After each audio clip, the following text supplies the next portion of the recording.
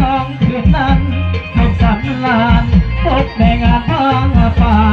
สามาพีโอ้เจ้าแหล่บ้านนาเจ้าสวยเด่นดังพระจันทร์วันเพ็ญนั้นติ่งที่อายเขาฝากฮักน้องฝากไม่ตรีโปรดสงสารปานีและเห็นใจจากบ้านนามาหาน้องทางปากของความน่าที่สดใสอย่างแต่น้องคนดีเอาพยานประกอบเพลงจากพยานเพลงแล้วจะได้ตอบรับ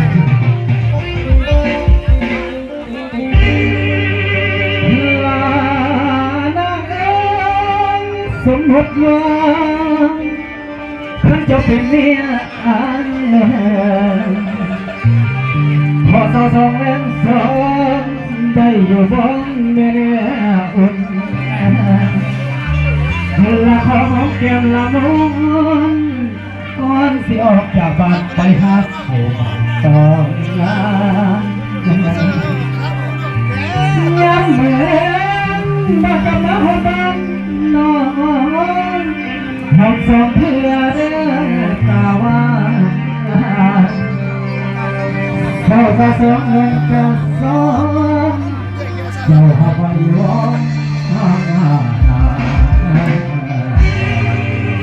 โอ้เลยเอาเงินเสร็จเลยเจ้าภาพของเราขึ้นมาวันเกิดน้ำกันเฮ้เฮ้เฮ้เฮ้